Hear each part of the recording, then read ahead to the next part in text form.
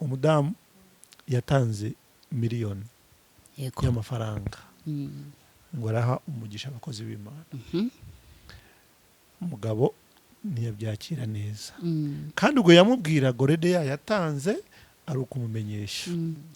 kurya agafiriti nkuko nari mvuze, navuze ngo save tegure zigamira icyo wifuza kugeraho. Zigama kuko ushaka kuzashora, zigama kuko ushaka kuzajyana abana bawe kurya agafiriti cyangwa kujya muri pisine cyangwa ibyo wifuza byose. Bizigamire, ntabwo ubundi ad hoc cyangwa ibintu bikoreweho by'ako kanya hari igihe bigira ingaruka. Of course ntabwo bivuze ngo ntabyo tuzakorera ako kanya bitewe na urgence, kuko no mu mafaranga tujya tuvuga icyo bita emergency fund.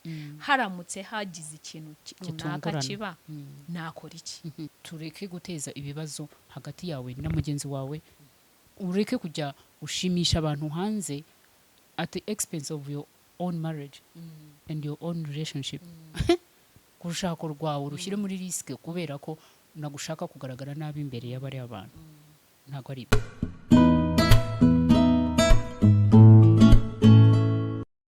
tuhaye ikaze aho muherereye hose. Hano ni ku cyumba cy'umuryango cyangwa mu cyumba cy'umuryango mo imbere niho twicaye tugiye kuganira. Ntabwo ndi nyine, nitwa Emerita Kaminka, ndi kumwe n'abatumirwa, nabwo ari abashyitsi, n'abantu dukorana kenshi murabamenyereye. Reka mereye iburyo bwanjye tukwakire. Murakoze cyane Emerita. Amazina yanjye ni Uwera Agnes, nkaba nishimiye kubana namwe hano mu cyumba cy'umuryango. Urakoze cyane Agnes, tuguhaye ikaze cyane. Reka twakire n'umupapa uri bumoso bwanjye. Ntagongera Godfrey. Okay, urakoze. Ntagongera Godfrey. Asigaye CV yawe imaze kuremera rero kuyivuga no gushyiramo akabaraga. Life coach, counselor, akandi nibagiwe nagake. Gose gute, mutoza w'ubuzima. Life coach no mutoza w'ubuzima.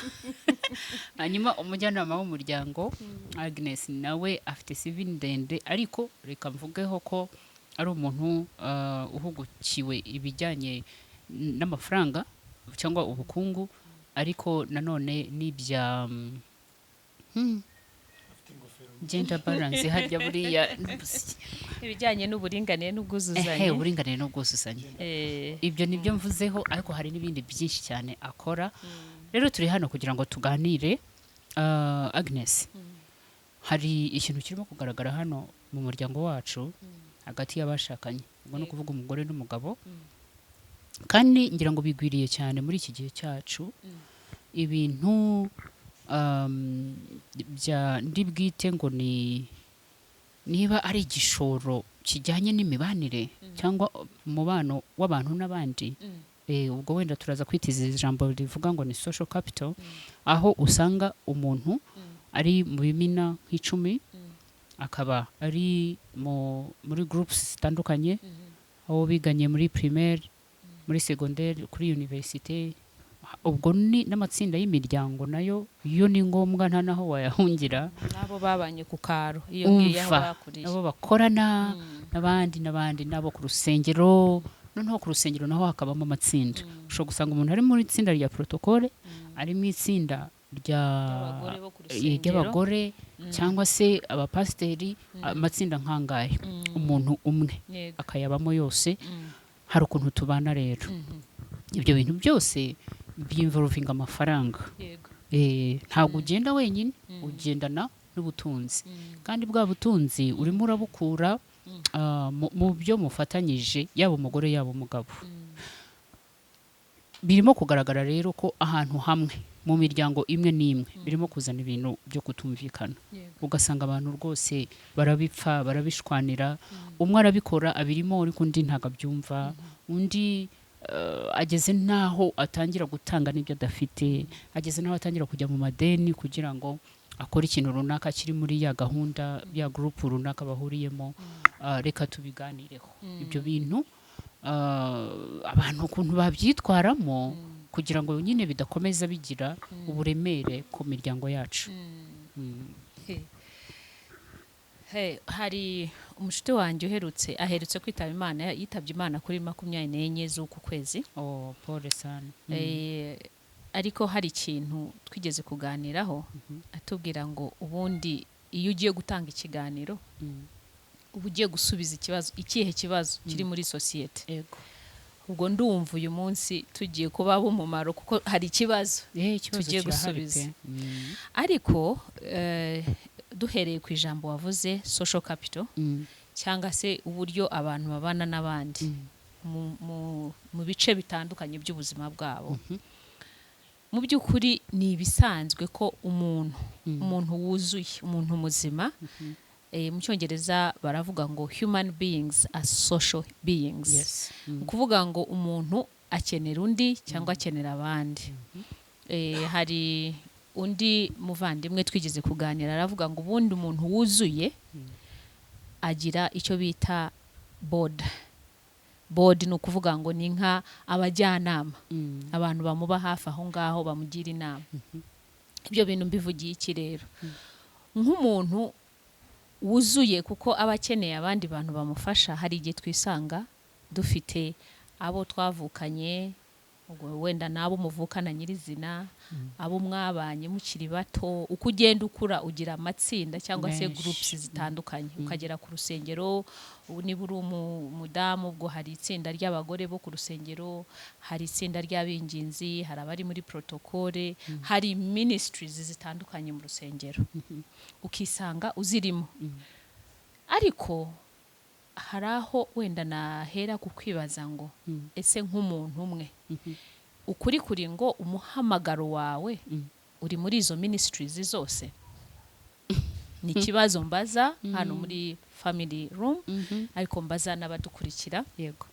Niba ukuri kuri ngo hoya, biba bisanga umuntu yisuzume, yibaza ati nubwo ndi social being, nubwo nkeneye abandi bantu tuzajya dufatanya cyane cyane kubijyanye n'umutungo, kuko turavuga kuri wa mugore ufite urugo, ufite umugabo, ufite abana, ufite abagomba kureberera. Yego. Niba umuhamagaro wanjye ari ukuba umwinginzi, cyangwa umuhamagaro wanjye ari kuririmba, cyangwa se icyo waba mbese ari wo muhamagaro wawe, icyo ari cyo cyose, uba ugomba guhitamo. Kuko ubwo wenda nihuse tugeze ku bijyanye n'umutungo, uzasanga nibahamagara abadamu bo mu rusengero uriyo, nibahamagara abaririmbyi uriyo, nibahamagara abari muri protocole uriyo, nibahamagara abagomba gutegura abakobwa n'abahungu bagiye gushaka uriyo. Kandi aho hose hari icyo ugomba inkunga kuhatanga. Ngira program nkunda gusangiza abadukurikira gake gake kuri Hanye Space yitwa Financial Wellness Masterclass. Yego. Muri iyo Financial Wellness Masterclass ubundi jemera kuri aspects cyangwa se ibice bitanu by'ubuzima. Hari igice kijyanye n'imyemerere, igice kijyanye n'amarangamutima yawe, igice cya gatatu ari cyo gice tuganiraho uyu munsi ni social. Buryo ki ubanye n'abandi, hanyuma buryo ki wiyitaho nk'umuntu, n'igice noneho kijyanye n'amafaranga nyirizina.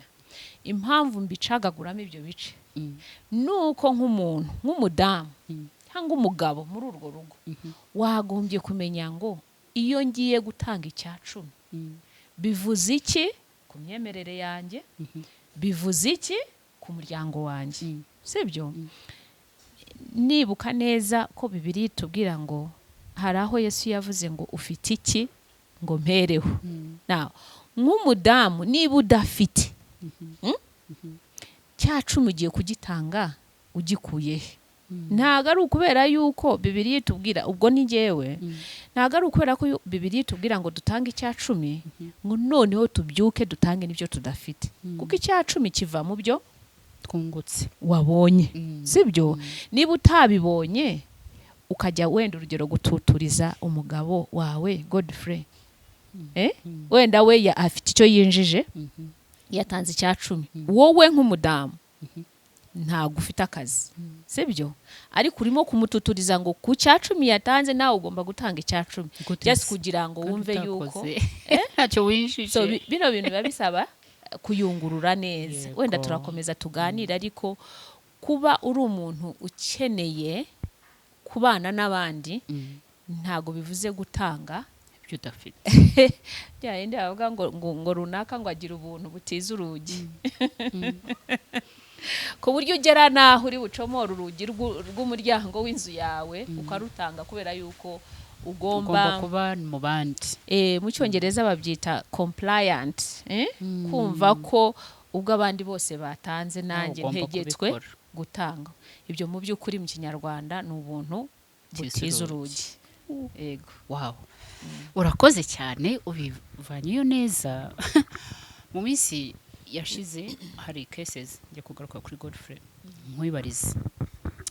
Uramutse muvuye uri mu rugo ukajya kubona ukabona umugore araje n'undi muntu ateruye televiziyo, ateruye intebe zo mu nzu se, n'ibitanda hari ababitanga, ati nabyitanze ku rusengero, utabizi atabikubwiye, wabyifata muti?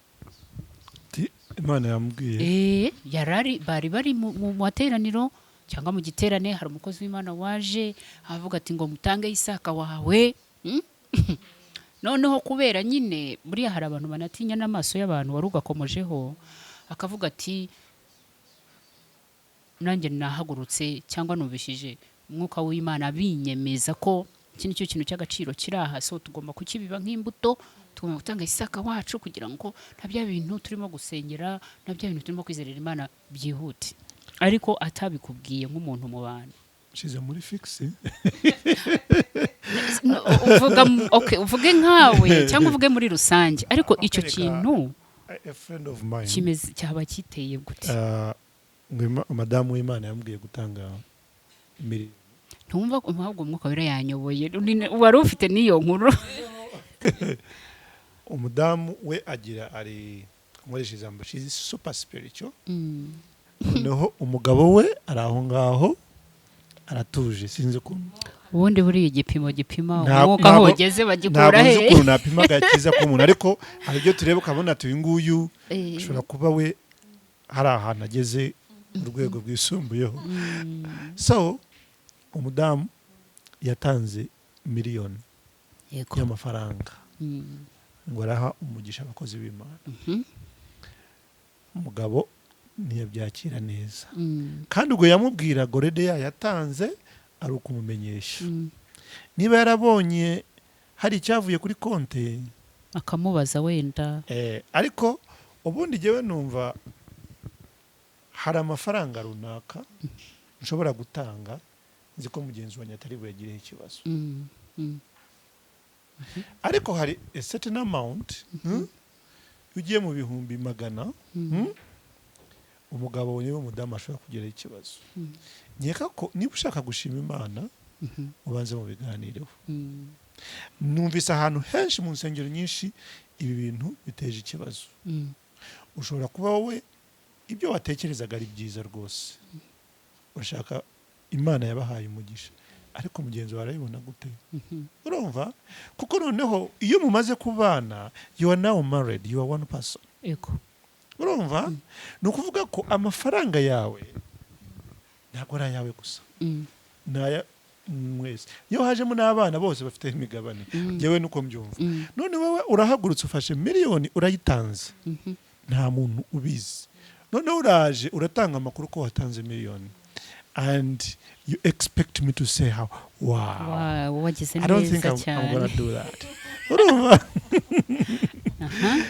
Urumva? So yewe numva byaba byiza kubanza kubiganiraho. Urumva? Nubwo waba ari umushahara wawe nk'umudamu, kuko hari abadamu bumva ko amafaranga yanjye umushahara wanjye n'uwanjye, ariko ay'umugabo n'ayo urugo rwose. Urumva? Iyo ni imyumvire itagikora mu bantu bamaze gushaka bagize urugo. Urumva? Ariko nashaka gusubiraho noneho ku byo bya bimina za groups. Imana yavuze ngo mugire ubwenge. Urumva? Hari urwo nashizeho muri iki gitondo, ureba amafaranga bisaba kugira ngo abantu bazahure basangire kandi n'iwawe hari icyo ugomba kuhasiga ukabona ntibizavamo urumva aho ngaho gira ubwenge uramutse utabibishobora urahari ibindi biri bube affected kimwe wagira utakigiyemo se wabiki urumva ariko reka turebe ku mafaranga yinjira mu rugo tugiye kubishyira mu ijanisha ngo Agnes warabyumva neza wize economics of finance hari icya 10 icyo cyo ni itegeko nk'umukristo this is a Christian space right yego hari amafaranga ya credit mera Agnes mikoro so wavuze ko wakoze muri banke yego there is 10% 10% ayo ntago ari ayawe ayajya hehe mu nzu y'Imana urugo akenshi ubu ngubu rugomba kuba rufite credit ubundi muri banki bakwemerera what percentage ku mushahara wawe 15%?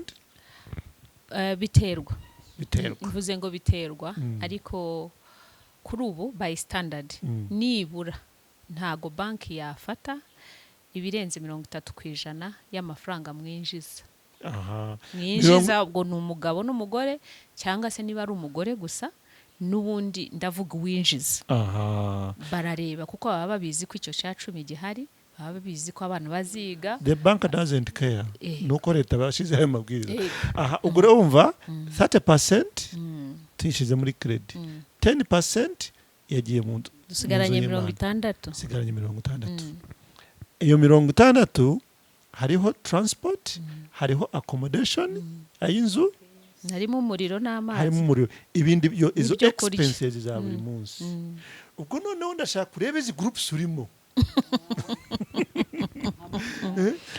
izi groups urimo kuko hari baye overstretched noneho uri muri group zigusaba 10 ijana iyo ndimo nibonye basaba ijana buri muntu bagiye bamugenera kubijyanye n'ubushobozi biterwa na group ubwo iyo nimwe hari n'indi nayo bigusaba ibindi so noneho urabona usigaje 60% yego harimo minerivare harimo transport harimo n'ibyo kurya kandi mwebwe yagiye mukenera nayo kujya mu saluni na lipstick burya karakenerwa none twebwe abagabo ntabwo ari cyane by'imisatsi ariko urabona ko nta kintu gisigaye urugo ruri overstretched noneho dufite Martha who is super spiritual atanze ya almost ya 60% ubwo noneho kuva uwo munsi urujye nturutanze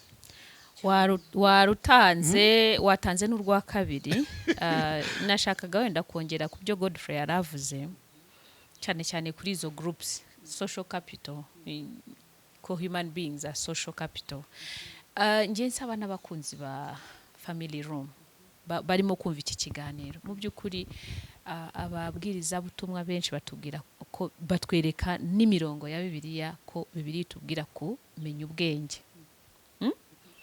kumenya ubwenge ni ukuvuga ngo natangira wenda nanone mbaza ese ubundi urugo rwanyu rwinjiza ngahe kuko icyo ufite nicyo ugiye guheraho utanga ikindi cya kabiri ni ukwibaza ngo mu cyerekezo cy'uyu muryango cyo mu myaka 5 iri imbere harimo iki niba twari dufite inzu dukodesha mu myaka 5 turashaka kugura cyangwa kubaka iyacu noneho niba mu cyerekezo cyanyu harimo kuvuga ngo tuzubaka inzu cyangwa tuzayigura mu myaka 5 hari ibigomba gukorwa niba nari ifite ibimina cyangwa se groups 50 mu kwezi zinsaba 100 nyamara umushahara wanjye ni 300 ubwo tayari hari percentage yavuyeho nini cyane ni ukwibaza ikibazo kivuga ngo muri viziyo mu cyerekezo cy'uyu muryango ni inkomezi ibi bintu mu myaka 5 hahandi nifuza ko tugera nzahagera niba igisubizo ari oya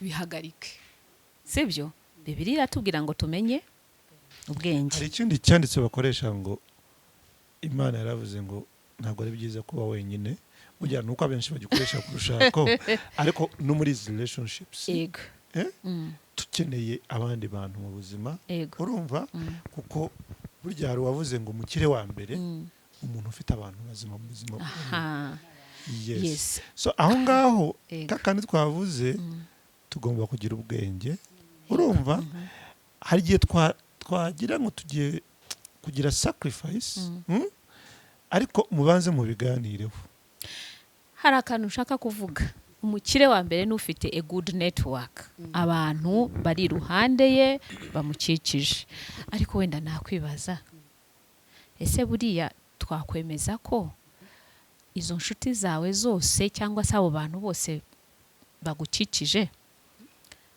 ugiye kuzajya uha ibyo ufite byose ukibagirwa inshingano zawe yuko utarimo kugura imibanire yawe nabo hari n'ikindi twakongera tukibaza ngo ese uko bakubona igihe wowe uburyo ubitangira ni icyo kigero nabo bakwitangira exactly mu cyongereza baravuga ngo you jump mountains for people that cannot jump a few stones ahead of them yes hari indi ango nshaka tubireberemo ushobora kuba wifite niyo mpamvu navuze ngo biterwa n'icyo uheraho niba ufite ibihagije wamaze gusuzuma ukareba no muri cya cyerekezo cyawe ukabona ko mu by'ukuri niba urugero uyu munsi mpembwa wenda miliyoni reka mvuge 5 nkabona mu cyerekezo cyacu nk'umuryango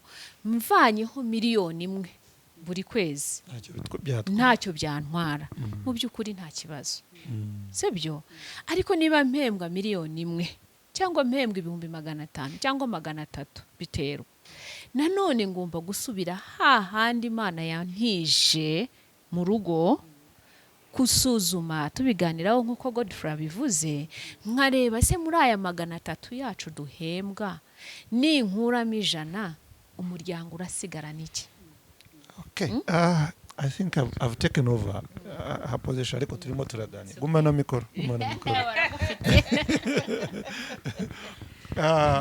who is kuko hari igihe umudamu ajya mu bimina umugabo atabizi cyangwa n'umugabo akajya niba n'umugabo akajyayo mugenzi we atabizi urumva jewe numva in budgeting sinzi niba batumva bose bajya muri icyo gikorwa cya budgeting gupanga gahunda ukagira budget y'imibanire mu kinyarwanda twayita imibanire n'abandi bantu iyi social capital igomba kugira budget yayo harimo amakwe hari ayo muryango uturukamo hari ayo muryango w'itorero hari abo mukorana ibi byose mukavuga ati ntabwo tuzajya turenza aya ngaya ariko hari igihe usanga umudamu yatwerereye ntunabizi nawe ugatwerera noneho ugasanga at the end of the day hari undi uje noneho yari na ngombwa ko agira icyo ahabwa muzi icyo mumuha urumva hatabaho ntabwo twarenza aha ngaha nk'uko twapanze ngo icya 10 kirajya aha 30 nayo arajya aha ngaha urumva urabivuga y'icyo dusubiye inyuma nk'uko natangiye mbabwira kuri bya bice 5 nge nitaho muri gahunda iriya ya financial wellness ikintu cya social kubera yuko nanone wenda ntari navuga icyo nashaka kuvuga hari ikintu twita impressing kwemeza mbese gushaka kwemeza abantu ngo nanjye mpagaze nk'uko n'abandi bose bahagaze nkomeje gushimangira ijambo ryo kwisuzuma kureba ngo ngewe mfite iki cyo ndi buhereho mbere yuko mfata icyemezo cyo gutanga yego icya kabiri ni ya communication kubiganiraho ku rwego rw'umuryango kugira ngo twirinde gutiza urugi icya gatatu ngewe navuga ngo hari igihe abadukurikira wenda bari buze kumva bariya kuko ngiye nkunze kubivuga uko mbibona hari igihe tubaho mu buryo bw'ikinyoma, yego pretense, yego gushaka gusigiriza uwo uriwe kugira ngo wakirwe muri ya Wow. sosiyete. Abandi ubwo bafite miliyoni batanga, nawe ukazamura ijwi uti nanjye ndatanga miliyoni.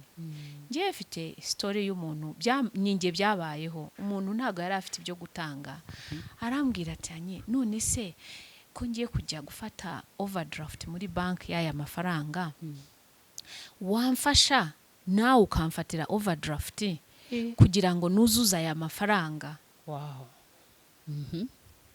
Murumva ko ari ugushaka gusigiriza uwo uriwe kugira ngo ushyireho indi shusho y'umuntu ufite kandi udafite. Njye nabwira abakunzi ba Family Room, ubu wuriwe kuko nta kibazo, ibyo ufite ni ibyo ngibyo, kandi mu gihe gito cyane abantu barabibona, sibyo? Barabibona. Icya kabiri, navuze ngo iyo mvuga ku mafaranga mvuga ku emotions, ku marangamutima yawe.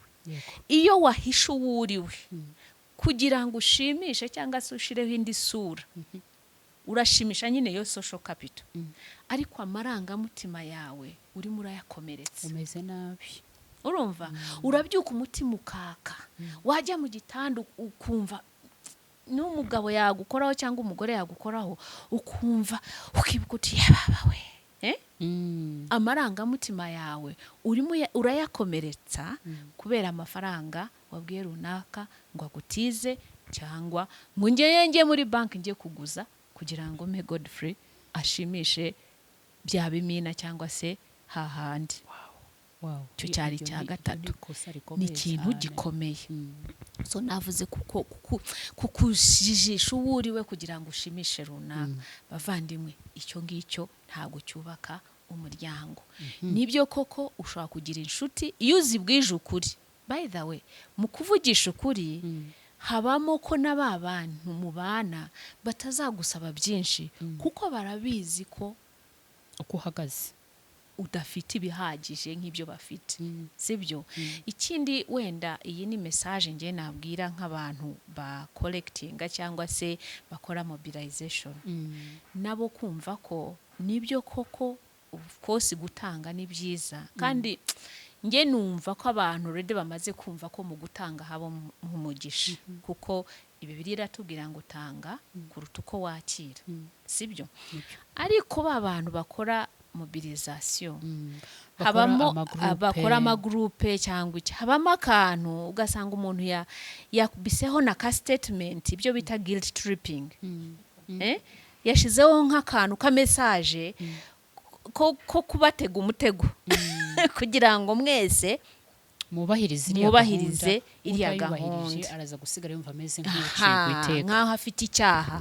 Nta cyaha uba ufite. Hari akantu bajya bakora, umuntu utanga mbere ari gutanga menshi, none wajya niba nifitiye 2 ntavuga se niba umuntu atangiye 1,100, niba atangiye 20,20, ngewe mfite 2, ubwo ndayashiraho. waje kumenya ko biriya bintu hari n'igihe aba ari uburyo bwo n'ubukangurambaga buriya bwo gushishikariza, yabivuganyeho n'uwitangisha na nyiri igikorwa akabyandika ariko atari nayo azatanga. Bajya gukora imibare bagafata 100 bagakuramo 2, agatanga nyine ayo ayashobotse, ariko yanditse mbere kugira ngo abaza gukurikirana bo baze kwisanga bari muri icyo cyiciro nyine cy'imitangire. Yego, ariko ntabwo ari byiza.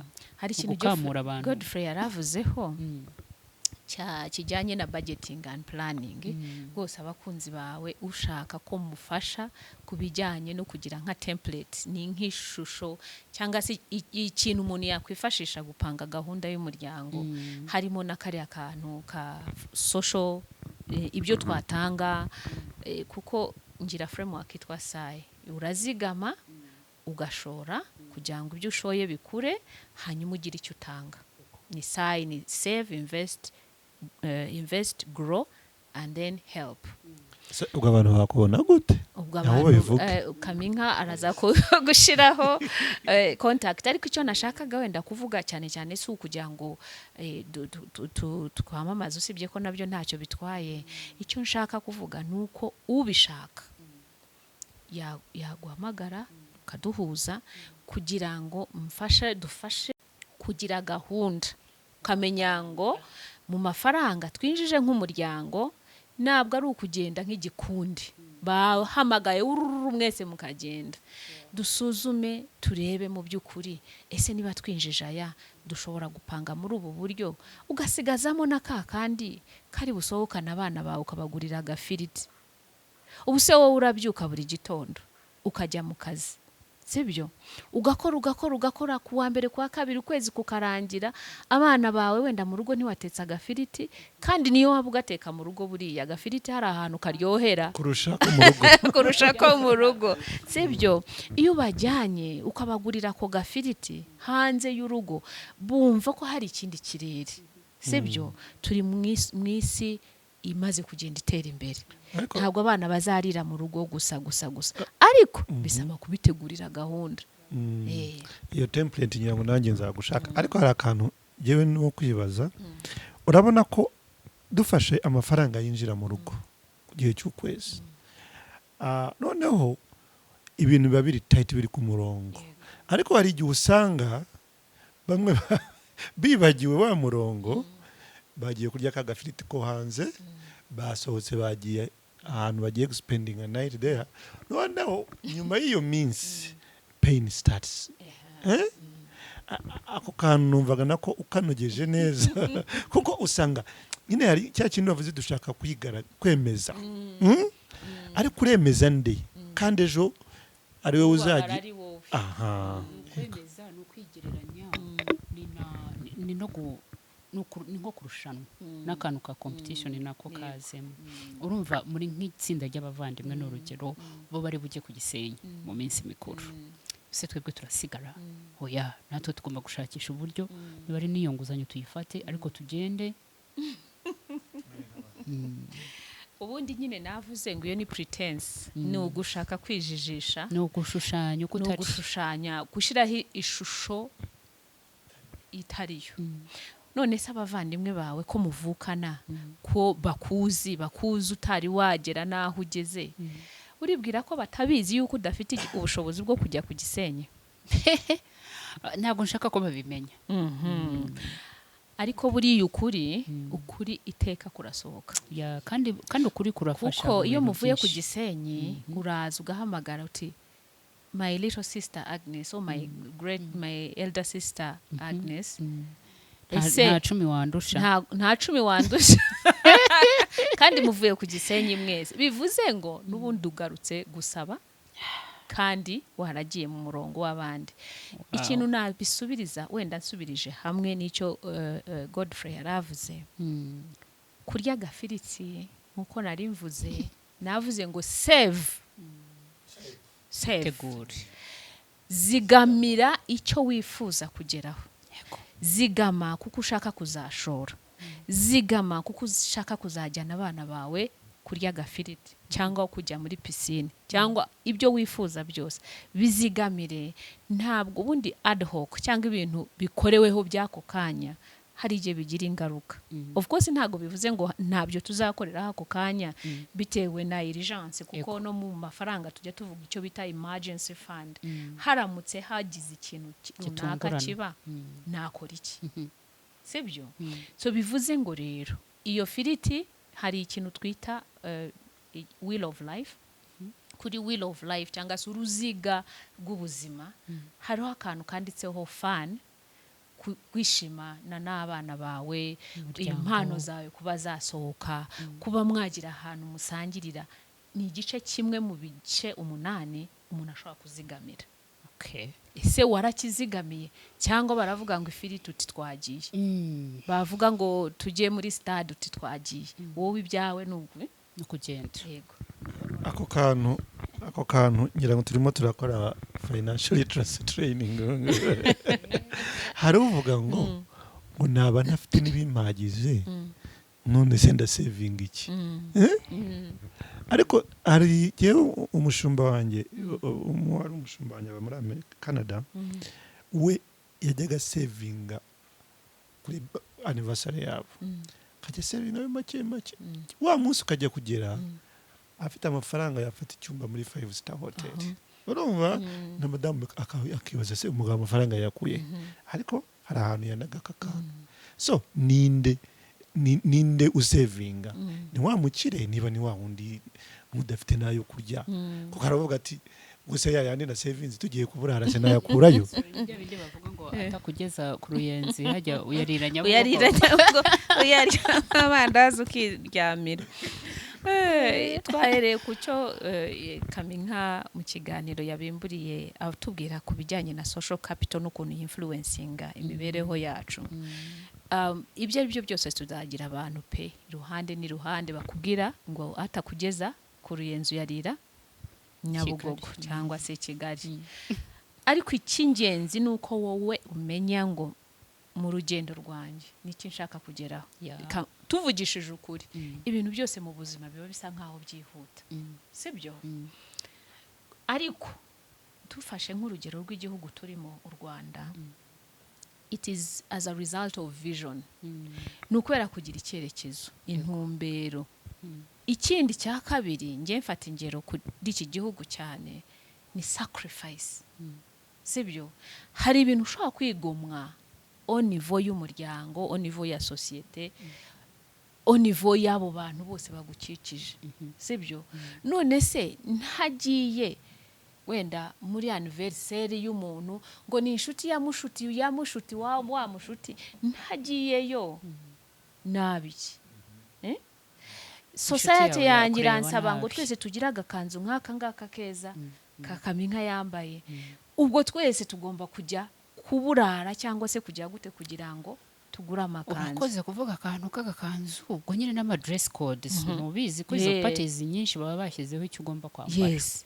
Watwerereye umuntu no gushaka n'umwenda ibara bashaka. Yego. It's too much. Urumva ni social pressure. Izo ni social pressure. Abantu bari ku gitutu.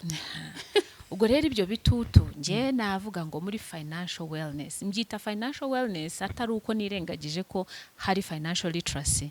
Ni wellness, ni ukugira imibereho myiza, imibereho ituje, imibereho ifasha ibyemezo bidashingiye kuri pressure za societe. Ibyemezo bishingiye kuko wowe wisuzumye wabonye igipimo cyawe. Kuko buriya niba wicaye nko mu gitebo bakagucugusa gutya, ukuri kuri ngo uraza kumenya ukuri kwawe kurasigara muri icyo gitebo. Urumva? Yego. Urwo rugero rwose ndarukunze. Kuko bize binyibutsa nyine ukuntu batwaraga inkoko mu gitebo bazijyanye ku isoko. Anyways, murakoze cyane. Mutuganiriye neza. Ni ukuvuga ngo abadukurikiye uhereye ku kintu cyo guhitamo no kumenya abo ugomba kubana nabo, uzabitangira kugera ku kigero kingana gute. Hari ikintu kijya kibaho ugasanga umuntu ari partout, ari ahantu hose. Abagize ubukwe ariyo, abapushiri yatabaye, yahembye. Disi igihe cyazagera ari we muri ba bantu bose yahiriye akaguru ntabone n'umwe. Birakomeretsa. Usigara utuka abantu, usigara uvuga ngo abantu b'iki gihe nabo baraguprofita gusa, ariko buriya amakosa yabaye kuri wowe. Wagiye kujya kwimena cyangwa kwimarira muri abo bantu utabanje kumenya ni bande, niba ari bo koko bakwiriye imbaraga zabo, niba ari bo koko bakwiriye umwanya wawe, niba ari bo bakwiriye ubwitange bwawe. So twisubiremo rero, ibintu byose birapfira kuri twebwe. Agapira kari mu biganza byawe, niba ubishoboye nta kibazo ukomeza ubikore, ariko kuri abo bidakunda bitabamo neza tugabanye umuvuduko, tureke guteza ibibazo hagati yawe na mugenzi wawe, ureke kujya ushimisha abantu hanze at the expense of your own marriage and your own relationship. Kurushako rwawe rushyire muri risk kubera ko nagushaka kugaragara nabi imbere y'abari abantu. Ntago ari byo. So ufite ubuzima, Agnes yakomeza kubivuga, banza wisuzume wowe, ureba aho uhera uko bimeze, hanyuma n'ibindi bizakurikiraho. Ariko ni ikintu cy'ingenzi cyane, kirazira gutanga ikintu utacyumvikanye n'uwo mushakana. Birazira bira bintu byo kuvuga ngo umwuka wera yambwiye, umwuka wera ntagagira kavuyo. Tubinginge tubasabe. No. Ushobora kugira amarangamutima yawe ukayitiranya nuko wumvise ijwi ry'umwuka wera ari kubwira kubera ko uriya muntu yabwirije neza yasimbutse ahanuye yabize ibyo byinshi ugafata ibyo wari ufite byose ukabisigaho ukibagirwa ko ari n'amafaranga wazanye wenda uri buce kuri farumasi kugura umuti w'umwana cyangwa uri butahane icyo guteka ugasubira mu rugo wikoreye amaboko cyangwa ugatangira guhamagara abantu ngo bakugurize murakoze cyane